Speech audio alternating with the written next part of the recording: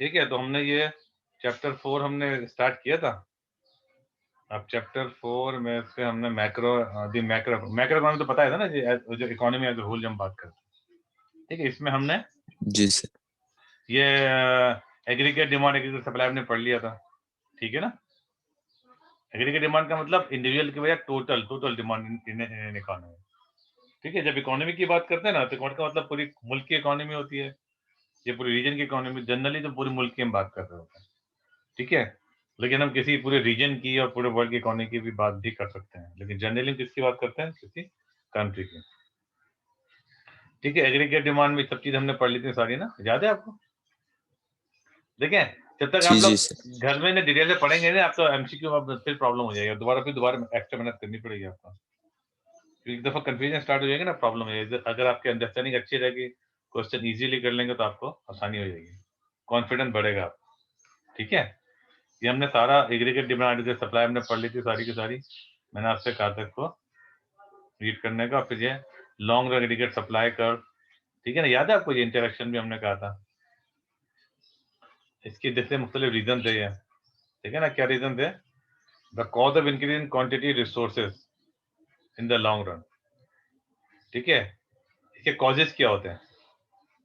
ये मैंने देखा था, पूरा पढ़ लीजिएगा। आपने ख्याल पढ़ा तो बिल्कुल नहीं होगा ना, नहीं पढ़ा ना? सर नहीं सर, वो पीछे के चैप्टर्स में पढ़ रहा हूँ। अच्छा अच्छा, पीछे की तरफ आ रहे हैं। चलो फिर ये देख लीजिएगा, इमिग्रेशन का मतलब लोग ज्यादा मुल्क में आ जाएंगे, जिनकी जी सर। रेमिटेंस ज्यादा होंगे, ठीक है ना, रिटायरमेंट वगैरह ज्यादा होगी, तो उससे ज्यादा सप्लाई बढ़ेगी। ये पूरा अच्छा इन्फ्लेशन से शुरू करते हैं। ठीक है, बल्कि जब तक ये आ रहा है ना शहरियार, तब तक हम पिछला थोड़ा सा थोड़ी देखना। अभी एक और स्टूडेंट ने ज्वाइन किया, वो है क्या नाम है, तो फायका है, फायका मलिक। ठीक है, तो हो सकता है वो भी इसमें, अभी तक उन्होंने शायद इसको रीड नहीं किया, तो हम पूछा थोड़ा सा रिवाइज कर लेते हैं वाला। क्या the cause of increase in quantity resources और quantity resources in the long run. Basically इसका मतलब होता है कि ये आपके पास क्वांटिटी रिसोर्स कैसे बढ़ेंगे। एक तो नेट इमिग्रेशन। अच्छा, रिसोर्स का मतलब क्या होता है, याद रखिएगा, लैंड, लेबर, कैपिटल। ठीक है, तो जी सर। जब हम बात करते हैं ना कि इसके इमिग्रेशन का मतलब हुआ, नेट इमिग्रेशन का मतलब हुआ कि आपके जो मुल्क में आने वाले लोग ज्यादा हैं और मुल्क से बाहर जाने वाले कम होंगे, तो फिर आपके पास आपके लेबर बढ़ जाएगी। अच्छा, रिटायरमेंट एज आपकी बढ़ जाएगी। इसका मतलब अगर 50 के 60 के बजाय अगर आप 65 साल में रिटायर हो, 5 साल और जो मार्केट में लोग अवेलेबल होंगे काम करने के लिए। ठीक है ना। अच्छा, more women earning labour force, ये भी है कि हर मुल्क में जो है ना ज्यादातर औरतें काम नहीं करती। ठीक है, तो जिस तरह अगर औरतें भी अगर बिजनेस में काम करने लगेंगी, कम वर्क करने लगेंगे, तो मतलब इनकी हमारे पास लेबर सप्लाई बढ़ जाएगी। ठीक है, नेट इन्वेस्टमेंट का मतलब वो है कि हमने जो है ना, वो जो हमने टोटल इन्वेस्टमेंट जो हमने की है, और डेप्रिसिएशन माइनस कर देंगे ना, तो टोटल हमने ग्रॉस इन्वेस्टमेंट, यानी टोटल इन्वेस्टमेंट हमने किए exceed depreciation capital goods that has to be replaced because they have become worn out or become out of date। मतलब ये हुआ कि इधर जो है ना अपने पास कुछ मशीनरी परचेज की है, लेकिन नई मशीनरी पे। ठीक है, लेकिन जो आपने जो पुरानी मशीनरी थी उसको आपने आउटडेटेड थी, उसको निकाल के आप नए से रिप्लेस किया। ठीक है, तो वो क्या कहलाएगा? वो कहलाएगा डेप्रिसिएशन। ठीक है, जो रिप्लेसमेंट है। लेकिन आपने कुछ एडिशन किया है, यानी addition to the capital stock. Capital stock का मतलब होता है मशीनरी, इक्विपमेंट, आपने जो न्यू लेकर आया, एडिशन लेकर आए as compare to last year, वो कहलाएगा आपकी अक्सर इन्वेस्टमेंट। वो है जो आपकी पुरानी वाली इक्विपमेंट थी, मशीनरी थी, उसको आपने हटा के नई मशीन लगाई है, वो सिंपली रिप्लेस है। ठीक है, रिप्लेस किया, वो आपकी एडिशनल इन्वेस्टमेंट। अक्सर इन्वेस्टमेंट कौन सी होती है? जो आपने नई मशीनरी आपने ऐड किया as compare to last year. बात समझ में आ रही है?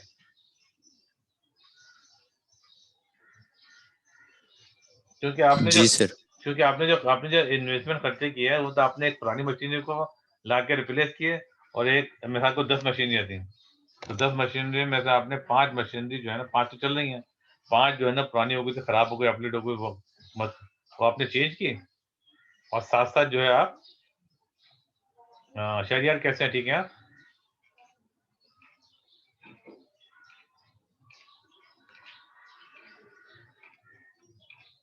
अच्छा, तो हम चलिए हम बात करें नेट इन्वेस्टमेंट की। नेट इन्वेस्टमेंट बेसिकली क्या होती है कि ग्रॉस इन आपके इन्वेस्टमेंट जो है वो आपकी मतलब टोटल इन्वेस्टमेंट जो आपने की है, उसके साथ-साथ जो है ना वो आपने जो पुरानी मशीनरी जो है ना खराब हो गई थी, डैमेज हो गई थी या आउटडेट हो गई, आपको चेंज किया, और अगर 10 मशीनरी थी आपके पास थी, 10 के 10 आपने रिप्लेस कर दी और 5 मशीनरी और नई लेकर आए। असल में वो है addition to the capital stock, ठीक है? और जो आपने चेंज किया वो डेप्रिसिएशन कहलाता है। डिस्कवरी और न्यू रिसोर्सेज का डिस्कवरी न्यू रिसोर्स का मतलब आपके पास की डिस्कवरी हो गई कि मिसाल के तौर पर ऑयल फील्ड आ गई, फिर आपके पास नई जो है ना वो कान दरियाफ्त हो गई, गोल्ड की, सोने की, कॉपर की, ठीक है ना? कोई भी किस्म का गोल्ड माइन है आपके पास, अगर आपके पास डिस्कवर होगी तो वो भी आपका, ये आपके पास कोल रिजर्व आपके नए मिल गए, ऑयल मिल गए आपको, ठीक है ना? तो ये सब क्या सब क्या बोल रहे हैं, इसके साथ क्या होता है, बेसिकली हम पढ़ के आ रहे हैं, इसके जो सप्लाई आपकी बढ़ी जाएगी। क्या पढ़ रहे हैं हम? पढ़ रहे हैं क्वांटिटी ऑफ रिसोर्सेज आपके इंक्रीज हो जाएंगे, ठीक है? ये तो हमने पढ़ लिया था सारा। आज हमें पढ़ना था इन्फ्लेशन, ठीक है? इन्फ्लेशन क्या होता है? Inflation basically general price level के अंदर sustainable increase in economy price level, याद रखिएगा, ये है इन्फ्लेशन। इसका बेसिकली मतलब ये हुआ कि आप जो भी गुड्स परचेज करते हैं, बास्केट ऑफ गुड, ये किसी, याद रखिएगा कि इन्फ्लेशन किसी एक या दो या चार गुड्स में इंक्रीज जो है ना वो नहीं कहलाती। इन्फ्लेशन होती है टोटल एवरेज। इसको इस तरह समझें कि मिसाल के तौर पर अगर आप जो है ना टोटल गुड्स जो है ना वो खर्च करना खरीदने में, जो आपके घर के लिए चीजें ले, बहुत मुख्तलिफ चीजें खरीदते हैं, उसमें आपका मसाले, अगर आपने जो है ना टोटल, अगर आपका 1 लाख का खर्चा आता है, ठीक है, और अगले महीने आपने 1 लाख के बजाय वही बिल्कुल वही चीजें नहीं, वही क्वांटिटी, वही क्वालिटी, सब कुछ वही लिया, लेकिन आपने जो है ना वो 1,10,000 का खर्चा आपने किया, तो वो क्या कहलाती है? वो इन्फ्लेशन कहलाती है।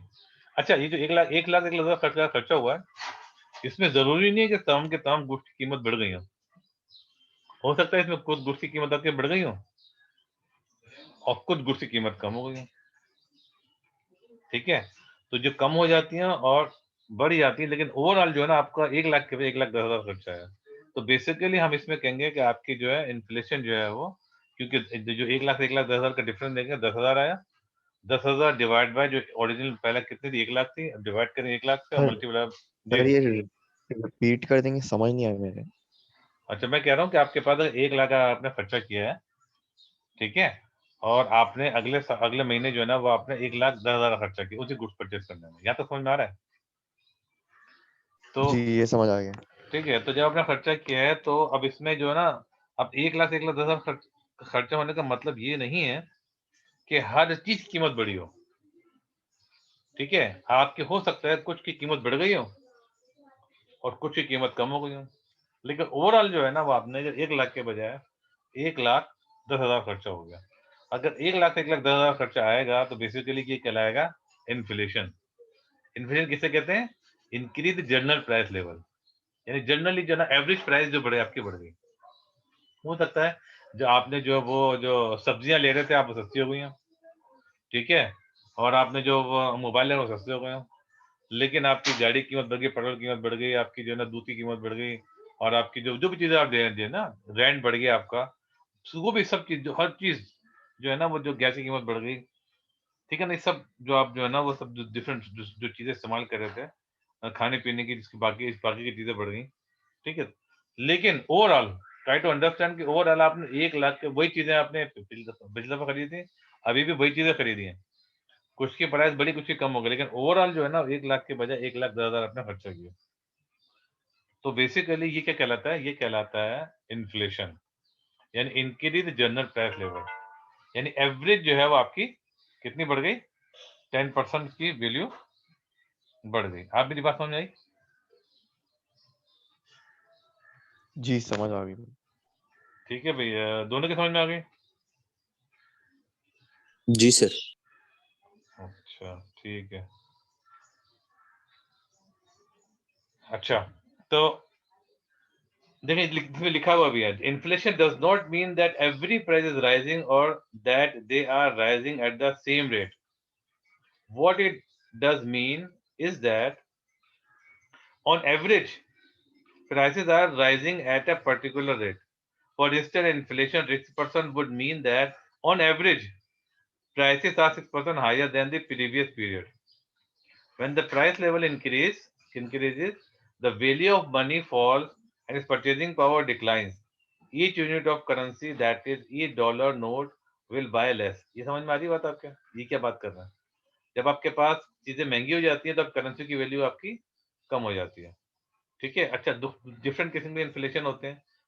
एक होती है अगर आपकी जैसे 10% का है, 2% जो है ना ये सही है। Generally regarded as not a problem.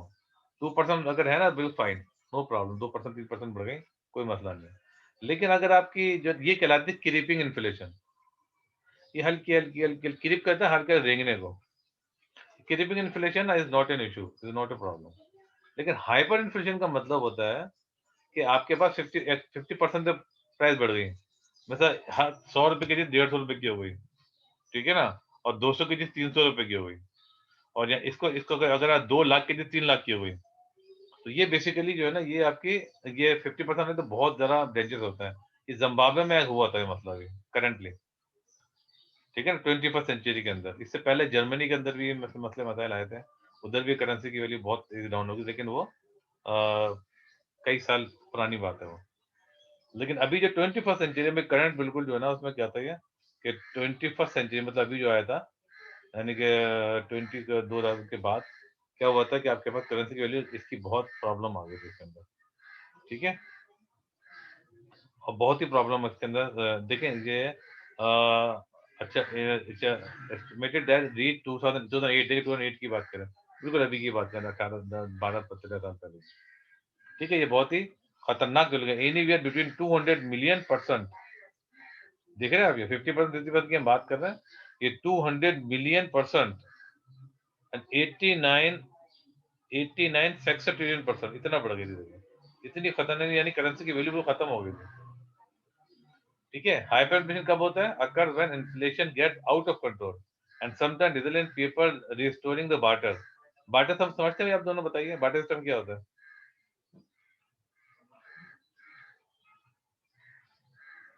Fixed price. नहीं, फिक्स प्राइस नहीं होती। बार्टर का मतलब होता है गुड्स के बदले गुड्स। इसका मतलब होता है मिसाल के तौर पर मुझे आपको मिसाल के तौर पर अगर मुझे जो है मेरे पास एक बुक एक्स्ट्रा पड़ी हुई है और आपके पास एक पेन एक्स्ट्रा पड़ा हुआ है, ठीक है? तो आप मुझे वो पेन देंगे, मैं आपको बुक दे दूंगा। लेकिन प्रॉब्लम यह है कि दोनों की वैल्यू सेम होना जरूरी है, ठीक है ना? और दोनों के फिर ये मेरे आपके एक्स्ट्रा होना भी जरूरी है आपके पास। आपके एक बुक एक्स्ट्रा, आपको बुक की जो जो जरूरत है वो आप मेरे पास एक्स्ट्रा हो, वरना बार्टर वरना बहुत मुश्किल हो जाता है। समझ में बात आ रही है मेरी? मतलब बार्टर तो जी। बेसिकली ये गुड्स के बढ़िए गुड्स। मिसाल के तौर पर अगर आपको जो है ना आपके लिए एक आपकी बाइक जो है ना आपकी जो है वो, मिसाल के तौर पर मेरे पास एक बाइक है और वो है क्या कहते हैं 150, जैसे जो है ना ये जो आजकल सुजुकी वगैरह की जो 150 चल रही है, ठीक है ना? एक दूसरे के पास है, मिसाल के तौर पर उसके पास जो है ना 120 होंडा 125 है। अगर प्राइस मोर और लेस सेम है तो बोलना ठीक है यार तुम ये लो, मैं ये ले लेता हूँ। आपने बोला मुझे 125 चलाने का शौक है, मैं 125 ले लेता हूँ। अब 150 दोनों को भी आपको जरूरत भी होनी चाहिए, और वो जो चीज आपके पास दूसरे के पास है वो भी एक्स्ट्रा भी होनी चाहिए, वरना एक्सचेंज हो नहीं सकता। वरना क्या होगा? तो आप मिसाल के तौर आप किसी के पास जाते हैं, बोलना यार 125 ले लो और मुझे ना ये सुजुकी 50 दे दो, बोलना भाई मैं क्यों दे दूं? वो क्यों देगा आपको? बार्टर सिस्टम कब चलेगा? जब आपके पास एक चीज एक्स्ट्रा है और जो लेने वाला है बहुत मुश्किल हो जाता है, बहुत ज्यादा मुश्किल हो जाता है। एक चीज किसी के पास ज्यादा है, फिर वो क्वांटिटी भी सेम हो, प्राइस भी सेम हो, फिर उसके बाद वो एक्स्ट्रा हो, तो इट इज वेरी डिफिकल्ट। तो लोग फिर क्या करते हैं कि यार जो जो जो प्राइस, लेकिन प्रॉब्लम ये कि जब हमारी करेंसी वैल्यू बिल्कुल डाउन हो गई, वैल्यू लेस हो गई, फिर क्या होगा? फिर होगा ये, तो फिर होगा क्या कि आपके पास जो है ना वो फिर आप तो होगा क्या फिर आपके, अगर आपके करेंसी की वैल्यू बिल्कुल डाउन हो जाएगी, करेंसी वैल्यू डाउन हो जाएगी, तो फिर जाहिर है आप क्या करेंगे, मजबूर हो जाएंगे फिर आप, क्योंकि आप जितने पैसे देंगे तो पैसों की वैल्यू कोई नहीं है, ठीक है?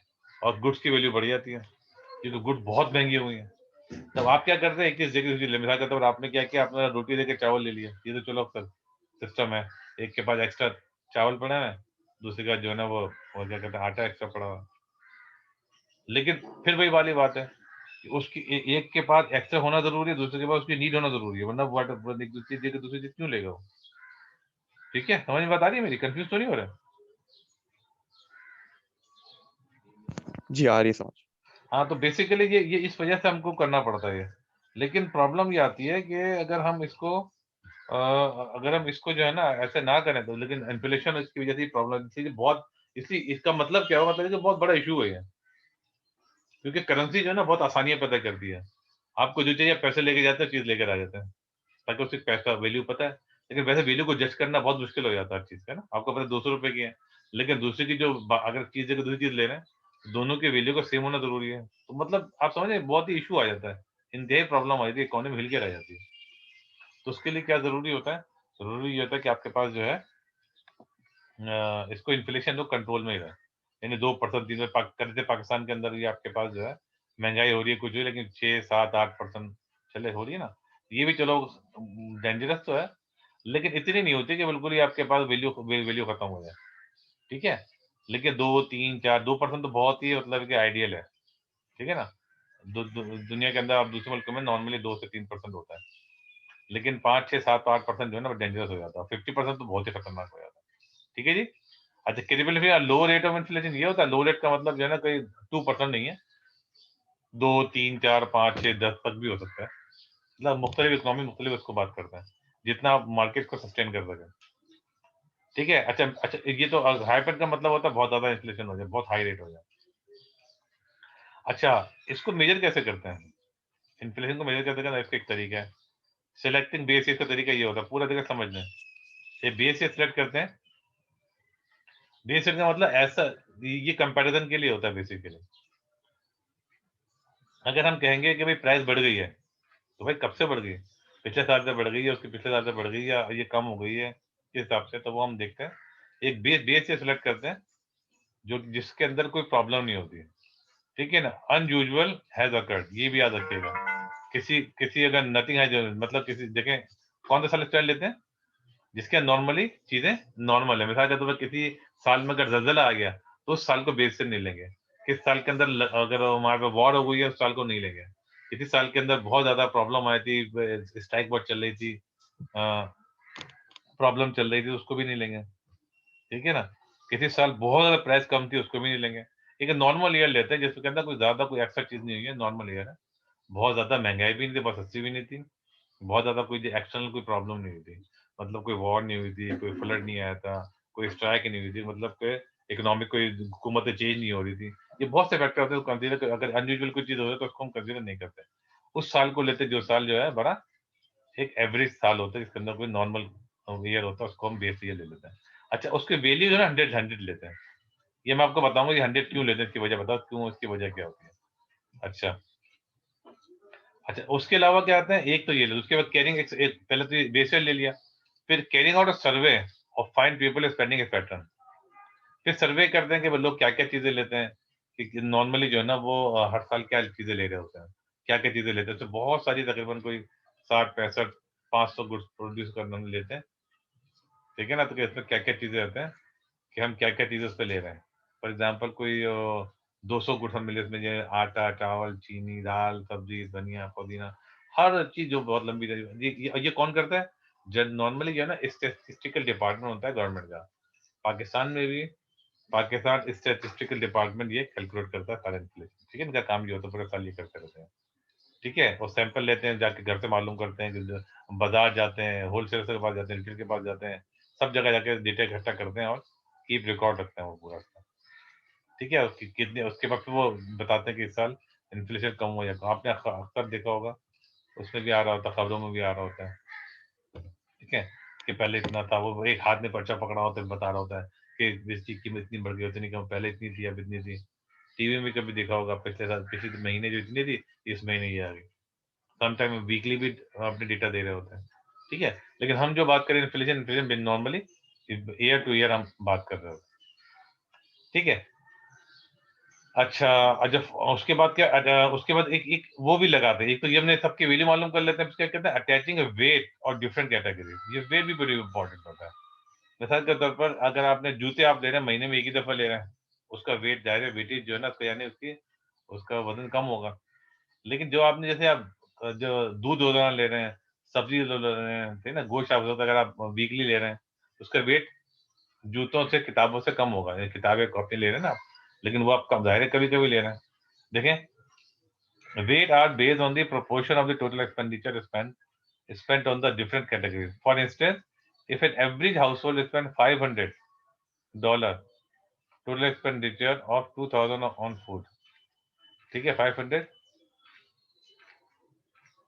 एक्सपेंडिचर दिया, टोटल एक्सपेंडिचर 2000 जो है फूड पे करता है, 500 किस पे करता है? अच्छा, the category will be given weight यानी 25%। क्या मतलब हुआ? अगर एक आदमी जो हाउस होल्ड पे जो ना फूड पे खर्चा कितना कर रहा है, फूड पे खर्चा कर रहा है $500 का, ठीक है, $500 का कितने में से? 2000 में से। तो 2000 में से क्या मतलब हुआ कि ये तकरीबन जो है ना, ये तकरीबन 500 डिवाइड बाई 2000 और तकरीबन 25% हो गया, ये 1/4 हो गया। यानी जितनी इनकम होती है उसका 1/5 जो है वो 1/4 जो है वो फूड पे खर्च कर देता है, ठीक है। इसका मतलब वेट इसकी 1/4 हो गया। अच्छा, finding on the price change, उसके अब ये हर एक का वेरिएस हम एलिक्वेट कर देते हैं। और उसके बाद क्या करते हैं, एक और स्टेज होता है, प्राइस चेंज को देख रहे होते हैं। Price in change retail outlet and from, देखिए रिटेल आउटलेट समझे आप, देखिए हर जगह पे जाके डेटा कलेक्ट करते हैं। रिटेल आउटलेट मतलब छोटी छोटी दुकानें, छोटी छोटी शॉप जो होते हैं ना आपके, इवन के जो जो जो आपके ठेले लगे हुए होते हैं, ठीक है ना, जो आपके उसमें से मालूम करते हैं। और उसके अलावा कोई अदर सोर्सेज होती है, ठीक है ना, जैसे मिसाल के तौर पर गैस कंपनी से गैस के मेले मालूम करते हैं, इलेक्ट्रिक है। जब ट्रेन का सफर करें तो ट्रेन की कंपनी मालूम करते हैं, बस का सफर करें तो उसका ले लेते हैं, जहाज का हर चीज का वो आप ले लेते हैं। और उसके वेट करने का भी सबसे पहले मालूम करते हैं। वैल्यू मालूम करने के बाद फिर क्या करते हैं, अगला स्टेप क्या होता है, फिर हम क्या करते हैं, मल्टीप्लाई करते हैं, multiplying weight by price changes, ठीक है ना। जो जितने प्राइस जो चेंज हो रहे हैं उससे किससे मल्टीप्लाई करते हैं? वेट से। समझ में आ रही है भाई दोनों को? प्रॉब्लम तो नहीं हो रही है आपको? जी क्योंकि सर। क्योंकि हमने वेट एलेक्ट कर लिया, जैसे 25% है, 30% सबको मल्टीप्लाई करते हैं, उससे क्या होता है कि आपको जो है क्या मिलता है? कंज्यूमर प्राइस इंडेक्स मिल जाता है, कंज्यूमर प्राइस इंडेक्स, ठीक है। याद रखिएगा जब भी हम इंडेक्स की बात कर रहे होंगे, जैसे अभी एक्सचेंज इंडेक्स की बात आगे आएगी, और भी इंडेक्स, इंडेक्स बेसिकली जो है ना पूरा आपका जो है ना वो लिस्ट होती है वो, ठीक है, किसी एक चीज नहीं बल्कि टोटल बुक डिफरेंट उसकी होती है। अच्छा, शोन एडेप्शन ऑफ ये आपका सब पढ़ लीजिएगा। अच्छा देखिए, मिसाल के तौर पर आपके 4.1 टेबल दिया हुआ, 4.1 टेबल कहाँ दिया हुआ? ये दिया हुआ, ये आपको दिया हुआ था कर, ये वेट दिया हुआ, ये प्राइस चेंज, ये वेटेज दिया हुआ, ठीक है ना, परसेंटेज चेंज ये दीजिए, 1.5 10.5 सब दीजिए सारी जगह। अच्छा, ये माइनस का क्या मतलब हुआ?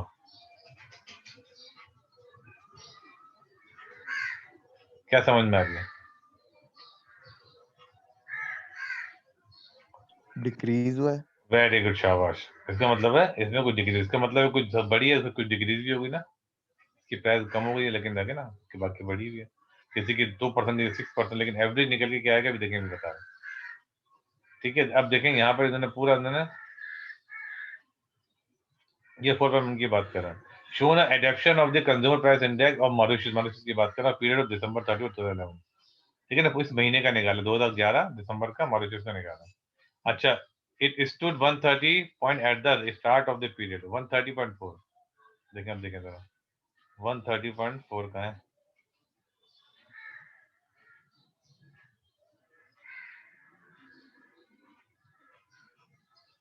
130.4,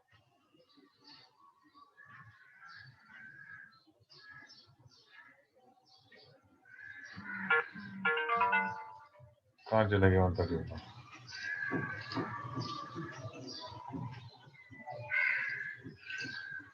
अच्छा, it was 31 at the start of the period by December 2012 it was 134.38।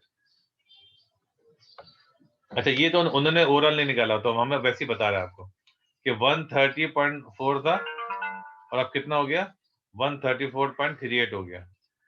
इस बात को समझें यहाँ पे, तो 130.4 जो है इसका मतलब बेसिकली अगर हम देखें तो 30.4 प्राइस बढ़ गई थी। अब कितना इसमें माइनस एक दूसरे से कितना आएगा देखें जरा। अब कितना हो गया 134.38।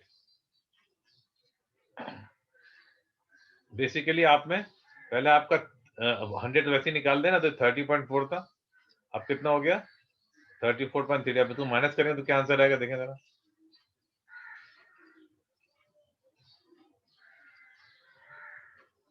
तो जो आंसर आएगा वो क्या आएगा 3.05 इंक्रीज ओवरऑल इंक्रीज हुई है। ये कहलाती है इन्फ्लेशन, यानी कि 3.05% इंक्रीज हुआ। मेरी बात समझ में आ रही है?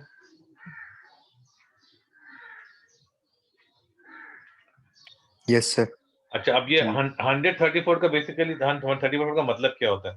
134 का मतलब ये हुआ कि जो आपका जो है ना वो जो बेस प्राइस मैंने आपको बताया था 100 होती है ना। बेस क्या होती है 100 होती है। आपको शायद यहाँ मैंने बताया था कि जो बेस क्या होता है वो 100 होती है। 100 जो होता है, ठीक है। बेस 100 का मतलब बेसिकली ये हुआ। अब मैं आपको बता दूं का मतलब क्या होता है। अगर आपका 130.4 है इसका मतलब जो बेस ईयर हमने कोई किया था, फॉर एग्जांपल हमने 2005 को बेस ईयर समझा था, सब कुछ मतलब था। तो 2005 के मुकाबले में 2011 के अंदर जो है वो 30.4% प्राइस बढ़ गई है। यानी उस वक्त जो प्राइस थी और अभी जो प्राइस है 2005 के मुकाबले में, जो हमने एग्जाम्पल सपोज किया है उसके मुकाबले 2011 के अंदर 30.4% प्राइस बढ़ गई है। अच्छा, अब हम बात कर रहे हैं अच्छा उसी 2005 के मुकाबले में जो 2012 की हम बात करें दिसंबर में, तो इसमें जो प्राइस बढ़ गई 134.38। तो अगर बेस के हिसाब से कंपेयर करें तो 34.38% प्राइस बढ़ गई है। लेकिन क्योंकि इन्फ्लेशन जो होता है ना पिछले साल के मुकाबले में जो प्राइस बढ़ी उसकी हम बात कर रहे हैं। तो पिछले साल प्राइस कितनी थी 130.4 और अब कितनी 130.38। जब इसमें से इसको माइनस करेंगे तो जो आंसर आएगा बेसिकली अगर ये इसमें इंक्रीज हो रहा है तो कितना इंक्रीज 3.05% आपका इंक्रीज हुआ। तो दिस इज एक्चुअली इन्फ्लेशन। आपकी बात क्लियर हुई, समझ या नहीं आई? जी क्लियर हो गई। ठीक है ना। देखिए अगर मैं इसको बताऊं कि आपको इसी सब चीजें लेनी कैटेगरी सब चीजें लेनी, इसमें और भी बहुत सारी चीजें आ सकती हैं। ट्रांसपोर्टेशन है, कम्युनिकेशन है, मतलब टेलीफोन वगैरह जो करते हैं, एजुकेशन है, इस पर खर्च किया आपने, रेस्टोरेंट पर खर्च किया, missionary food and service, all item. देखिए बहुत सारे आइटम और भी बहुत सारे। ये नहीं, ऑल का मतलब सारे का सारे बेसिकली ये हुआ टोटल 1000 है सारे आइटम। प्राइस कितनी बढ़ गई 3.05 बढ़ गई, ठीक है। ये जो आपकी प्राइस बढ़ गई है वो कहलाती है इन्फ्लेशन। कंफ्यूजन तो नहीं होगी, याद रहेगा आपको। इन्फ्लेशन क्या होता है? Increase in general price level, ठीक है, as compare to last year, ठीक है। अब उसके बाद distinction between money value and real value. देखिए ये दो बातें अलग अलग है। मनी वैल्यू होती है जो आपके पैसे जो एक्चुअल आप बता कर, तो अगर आपने देखें मनी वैल्यू होती है जैसे मिसाल के तौर पे आपके पास जो है ना वो 100 रुपए आपको मिलते थे, अब 120 रुपए मिल रहे हैं आपको, तो मनी वैल्यू तो बढ़ गई, समझ रहे? मनी वैल्यू बढ़ गई। लेकिन मिसाल के तौर पर अगर आप समझते हैं कि आपके पास टाइट अंडर से दोनों बहुत गौर से सुनिएगा, आपके पास 100 रुपए मिले, 100 रुपए के बर्गर आप लेते थे, ठीक है। तो अब क्या हुआ कि आपको जो है ना अब्बू ने जो है ना एक को बजाय 120 रुपए दे दिया आपको, कि आप पैसा आपके पैसे बढ़ा दिया, तो मनी वैल्यू तो बढ़ गई। लेकिन जब आप बर्गर लेने गए तो बोले भाई बर्गर तो 125 रुपए का हो गया। तो मुझे ये बताइए कि मनी वैल्यू तो बढ़ गई या नहीं बढ़ी? जी एक तो सर बढ़ गई। अच्छा, अब मुझे बताइए कि रियल वैल्यू बढ़ी या नहीं बढ़ी, या उतनी रही? सर वो भी बढ़ गई। वो कहां से बढ़ गई बताएं मुझे। अब आपके पास 100 रुपए में बर्गर लेते थे, अब आपके पास 100, आपके अब्बू ने 100 को 120 रुपए दे रहे हैं, लेकिन वही बर्गर 100 रुपए वाला 125 रुपए का हो गया। तो अब तो 100 में बर्गर नहीं, आप 120 में बर्गर नहीं ले सकते ना आप। बात समझ जी। रहे मेरी? तो इसका मतलब क्या हुआ कि जी आपके सर। 100 रुपए की वैल्यू 120 रुपए भी नहीं हुई, बल्कि वो 125 रुपए अगर वो देते आपको, तो फिर कितनी होती, फिर वो उसकी मतलब मनी वैल्यू बढ़ गई। चले दूसरी एग्जाम्पल है। सपोज करें कि आपको 120 रुपए का पहले 100 रुपए मिलते थे, 100 रुपए बर्गर लेते थे आप, बिल्कुल वही बर्गर आप लेने गए तो एक आपके अब्बू ने 120 रुपए दे दिया आपको, और बर्गर लेने गए तो वो भी 120 रुपए का। तो आपकी मनी वैल्यू तो बढ़ी है या नहीं बढ़ी? मनी तो बढ़ी है ना, मतलब 100 से 120 हो गए, समझ में आ रही, बढ़ गई। तो क्या रियल वैल्यू बढ़ी है आपकी?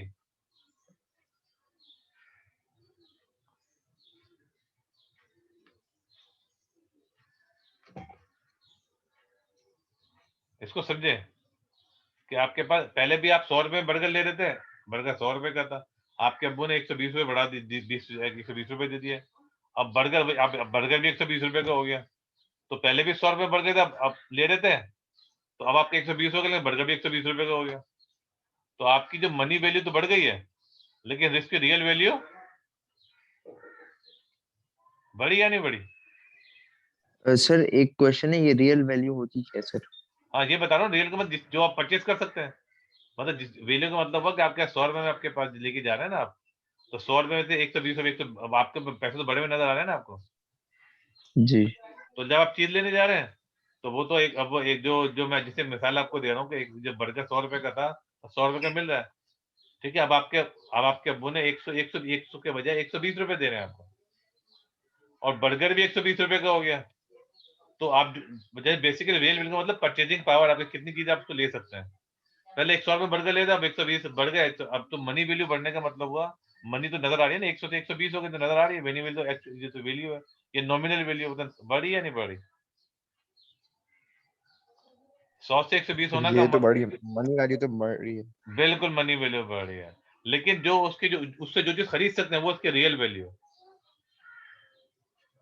यानी कि आपसे पहले 100 रुपए बर्गर खरीद रहे थे, अब 120 रुपए होगा, बढ़ गया, लेकिन आपको वो बर्गर जो है ना वो 120 रुपए का ही मिल रहा है, पहले 100 का मिल रहा था।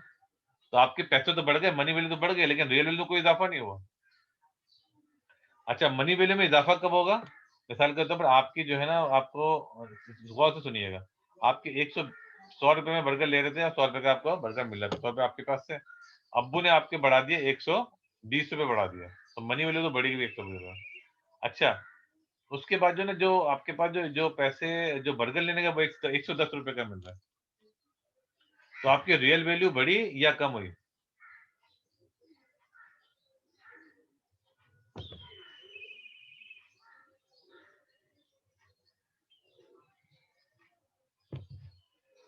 चले इसकी एग्जाम्पल ये वाली समझ लें, इसको समझने देखें।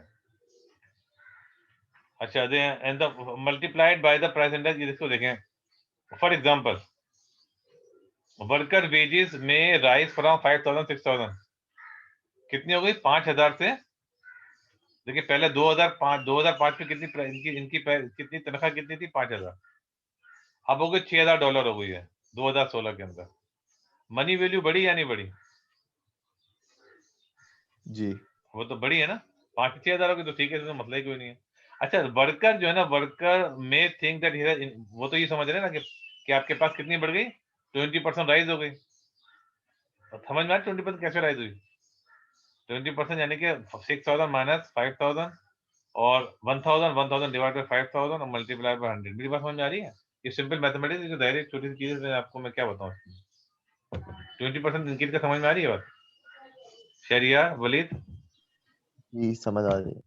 अच्छा, अच्छा, नाउ अब उसके बाद क्या कह रहे हैं? He has money terms, but he has in money terms but not in real terms. ठीक है, क्योंकि रियल टर्म क्या होता है? इन्फ्लेशन हैज अकर्ड, क्योंकि इन्फ्लेशन बढ़ गया है, इन्फ्लेशन मतलब प्राइस बढ़ गई है। If the consumer price index 100, कितने था? 100, वो बात 100 कितने, 2015 में 125 था, ठीक है ना। इसमें देखें 2015 के अंदर कितना था? 100 था, और 125 हो गया, 125 कब हो गया? 2016 में। इसका मतलब क्या हुआ? प्राइस कितनी बढ़ गई? 100 से 125 हो गई। जी 25 बढ़िया। Very good, 25। अच्छा, इनकम आपकी बढ़ी है कितनी? 25%, जो मनी वैल्यू जो बढ़ी 20% बढ़ी है, और आपकी जो वो जो इन्फ्लेशन हो गया वो 25% बढ़ गया। कितना बढ़ गया? 25%। तो एक्चुअली एक्चुअली आपकी जो तो इसका मतलब ये हुआ, इस वेजेस इन रियल टर्म, अगर रियल टर्म में देखें, तो आपकी जो है ना वैल्यू जो है ना 6000 से, जो आपको 6000 जो मिल रहे हैं, अगर इन्फ्लेशन का एडजस्ट करें 100 डिवाइड 125, तो आपके पास एक्चुअली आपकी कीमत कम हो गई है, आपको 5 से 6000 मिल रहे हैं, ठीक है। ठीक है, आपकी कीमत क्या हो गई है? समझ बात आ रही है या नहीं आ रही? मतलब आपकी जो इनकम बढ़ी है वो 20% बढ़ी है, लेकिन इन्फ्लेशन जो है वो कितनी हो गई? 25% बढ़ गई। तो इसका मतलब एक्चुअली आपकी जो है ना पैसों की वैल्यू कम हो गई। मेरी बात समझ में आ रही है या नहीं आ रही?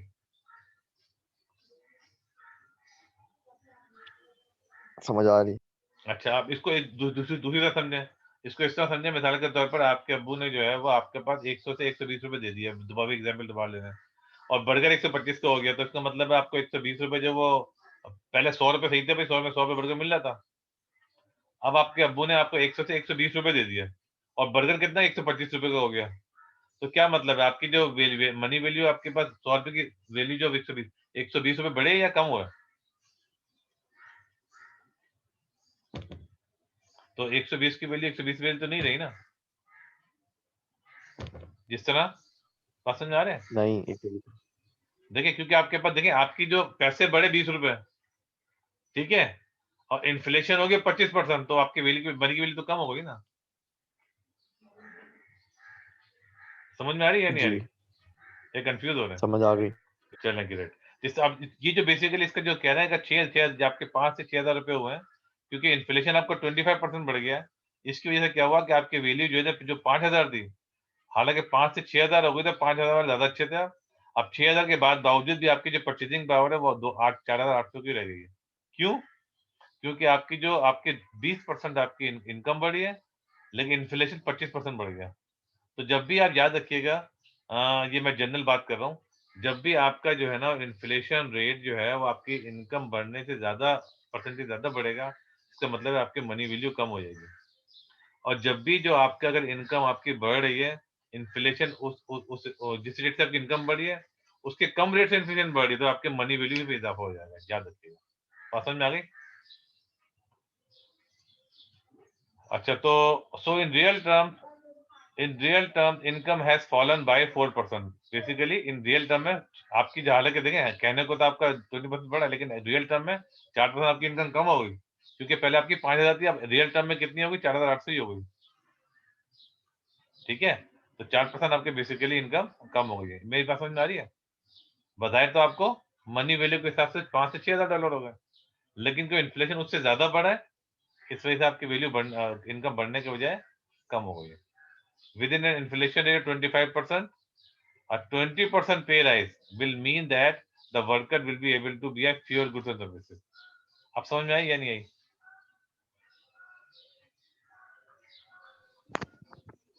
समझ आ गई, समझ आ गई। बिल्कुल ठीक है। यस चले सर। चले, इन्फ्लेशन हमारा हो गया मेरा ख्याल है।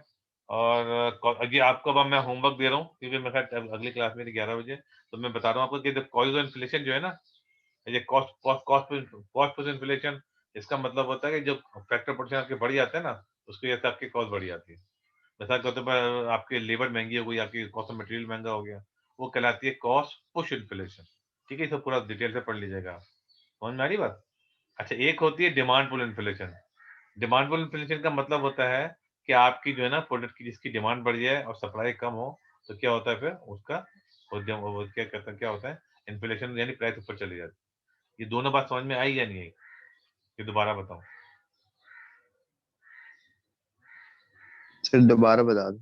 देखिए, आपके पास जो है ना, जब आपके पास जो है ना वो आपके पास डिमांड जो है ना वो क्या होती है, आपके पास वही के वही रहे, और सप्लाई आपकी कम हो जाए। सप्लाई कम क्यों हो जाए? सप्लाई कम होगी क्यों? वजह क्या है कि आपका कॉस्ट है, कॉस्ट आपकी बहुत बढ़ रही है, महंगे होते हैं, तो आप सप्लाई जो है ना नहीं कर पा रहे, तो उसकी वजह से जब आपकी कॉस्ट बढ़ती है तो आपकी सप्लाई कम हो जाती है। जब सप्लाई कम होती है, डिमांड वहीं की वही रहती है, उसकी वजह से क्या होती है? प्राइस ऊपर चली जाती है। और जनरल प्राइस ऊपर का जाना क्या कहलाता है? इन्फ्लेशन कहलाता है। ठीक है, एक रीजन ये होता है कॉस्ट पुश इन्फ्लेशन। देखिए, महंगाई दो वजह से होगी, या तो आपकी जो कॉस्ट ऑफ प्रोडक्शन है वो बढ़ी है, यानी लैंड लेबर कैपिटल इसकी बढ़ी है, या आपकी जो ना सप्लाई से डिमांड ज्यादा बढ़ी है, ये वाली, यानी सप्लाई वही है, डिमांड यहाँ से यहाँ चली गई। मेरी बात समझ में आ रही है?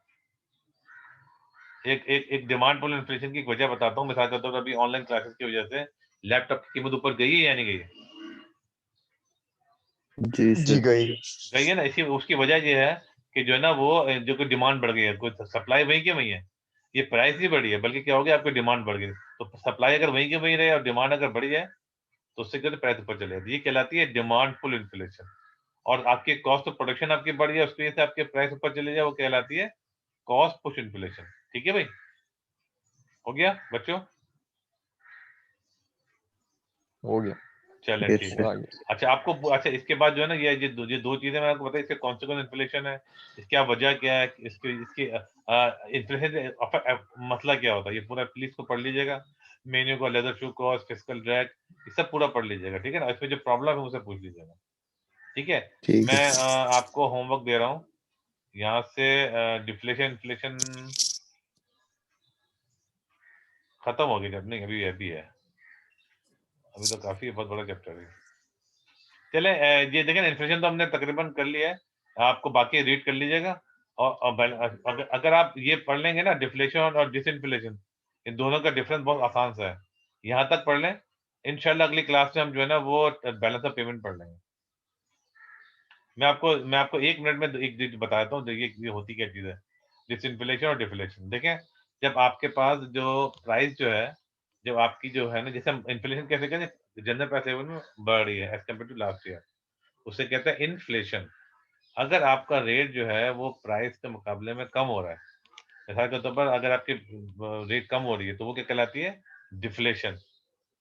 मतलब आपकी जो है ना, जैसे आपकी माइनस था, इसका मतलब 4% प्राइस बढ़ने की वजह 4% प्राइस कम हो गई है, यानी कि 1 लाख रुपए पहले खर्च कर रहे थे, अब आप सिर्फ 90,000 में वही चीजें आ रही हैं, ये कहलाएगी डिफ्लेशन। डिसइन्फ्लेशन का मतलब ये बहुत इंपॉर्टेंट है, समझ लीजिए डिसइन्फ्लेशन क्या होती है। डिसइन्फ्लेशन का मतलब ये है कि इन्फ्लेशन तो है, लेकिन आपका इन्फ्लेशन जो है वो, आपका जैसे 6% इन्फ्लेशन था, 6% प्राइस बढ़ी थी कंपेयर टू लास्ट ईयर, अब जो नेक्स्ट ईयर बढ़ी है वो इन्फ्लेशन प्राइस तो बढ़ रही है, लेकिन 6% नहीं बढ़ी, 4% बढ़ रही है, वो कहलाती है डिसइन्फ्लेशन। मेरी बात समझ में आई? जैसे 8% इन्फ्लेशन था, अब आपका 6% इन्फ्लेशन हो गया। इन्फ्लेशन तो अभी भी, प्राइस अभी बढ़ रही है, लेकिन पहले आपकी 8% बढ़ रही थी, अब कितने परसेंट बढ़ रही है, 6% बढ़ी है। ये बात समझ में आ रही है? ये कहलाती है Yes, sir. डिसइन्फ्लेशन। डिफ्लेशन का मतलब जो जस्ट अपोजिट ऑफ इन्फ्लेशन, ठीक है जी। इसको पढ़ लीजिएगा, यहाँ तक। इंशाल्लाह अगली क्लास में हम पढ़ेंगे बैलेंस ऑफ पेमेंट। और अगर कोई Okay, sir. और अगली क्लास में अगर प्रॉब्लम आए तो मुझसे पूछ लीजिएगा यहाँ पे, ठीक है बेटा। ठीक है सर। चले, ओके, अस्सलाम वालेकुम, ओके सर, अल्लाह। अल्लाह हाफिज।